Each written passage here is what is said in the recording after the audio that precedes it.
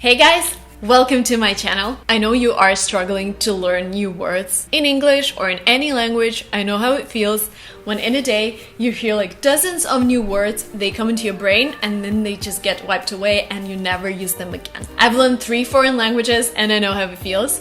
So today, I'm going to talk about methods that are going to help you memorize the words, and actually with these methods you can learn thousands of new words in a day. So if you're interested, please continue watching this video.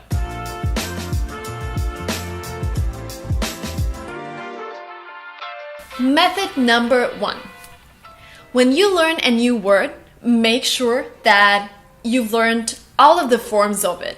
For example, there are some words in English that can be used both as a noun, which is an object, as a verb, which is an action. For example, milk. Yes, milk is a drink, comes from a cow, but to milk is actually a verb and it means to get milk out of a cow. So to milk seems obvious and you've already known the word milk, but yay, there's another meaning. So many words like that. The most obvious ones are, for example, love, hope, kiss, drive, work, and there are many more. So you learn one word, but you actually learn 2 words.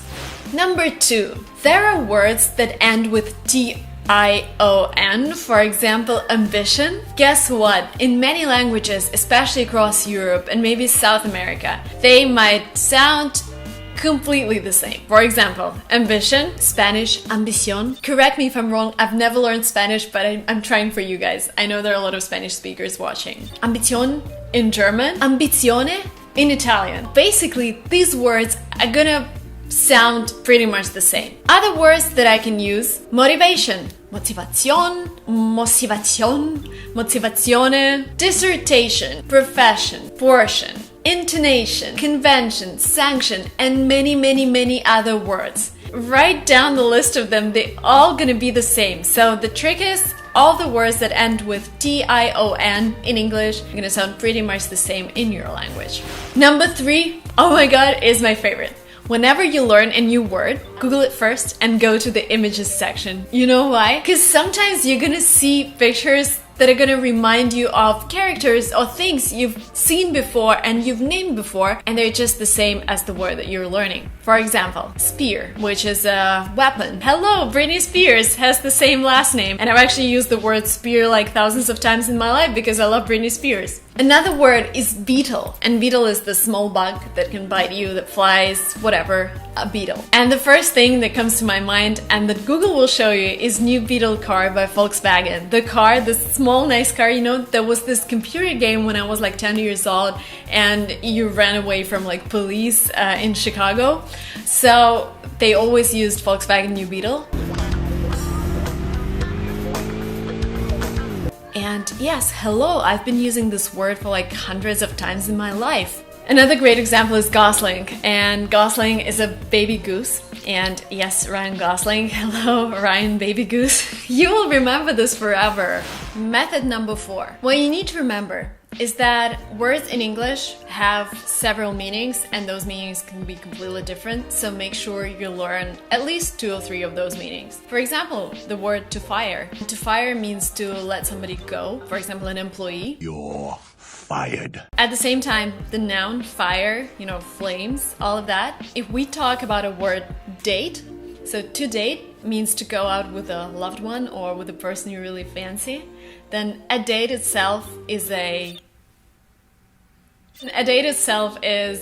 action when you go out with somebody you love. Date is also this fruit or berry, whatever. They sell a lot of them, like a fig, a date. And there is another meaning. A date can be a day in a calendar. Again, you have like this word, but you actually have 4 different words. Another example is to miss, and to miss means miss a bus. When you lost the bus, it is gone. When you miss somebody, you really long to see them, and miss is a girl, so Miss Marina Mogilko, for example.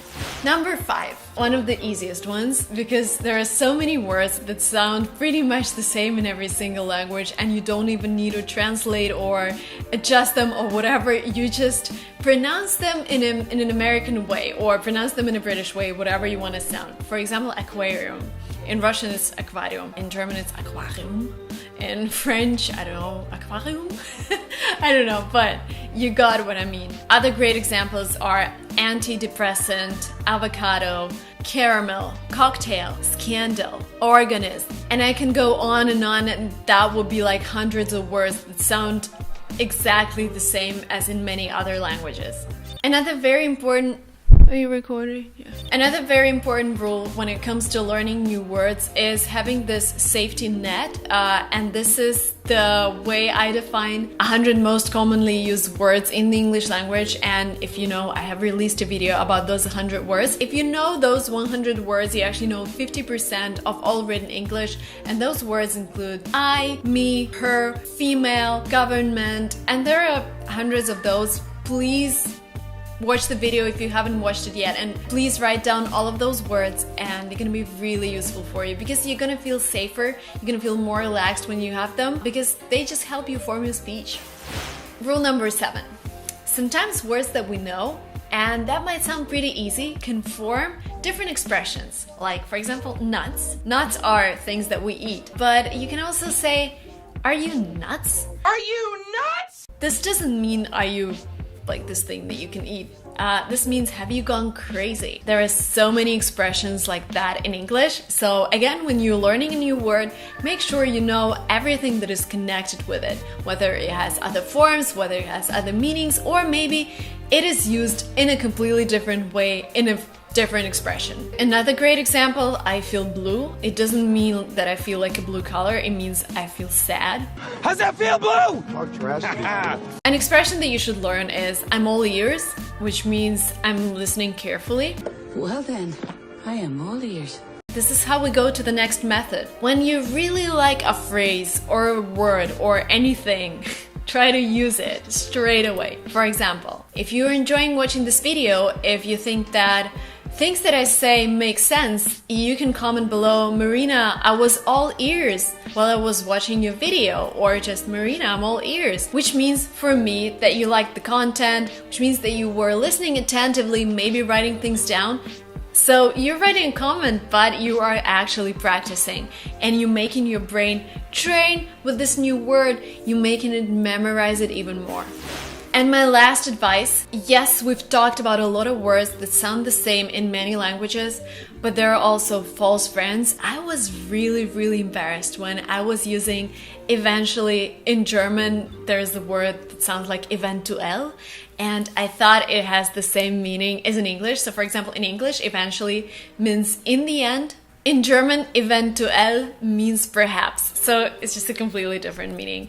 And there is the same thing with the word actual, so actual in English means current, and there is the word actual, I'm sorry for my pronunciation, actual in Spanish, and in Spanish it means real, not current. Be aware of those false friends, just double check anything you say, but at least when you're learning, when you're in the middle of a class, make sure to double check. It never hurts. Alright, these were the methods that would help you accelerate in learning a language, that will help you learn hundreds and thousands of new words a day. Please let me know if you liked this video. I'm looking for your comment. I was all ears, Marina. Like it if you enjoyed the content. Do not forget to subscribe to my channel. The button will be below. I hope to see you in the next videos. Bye!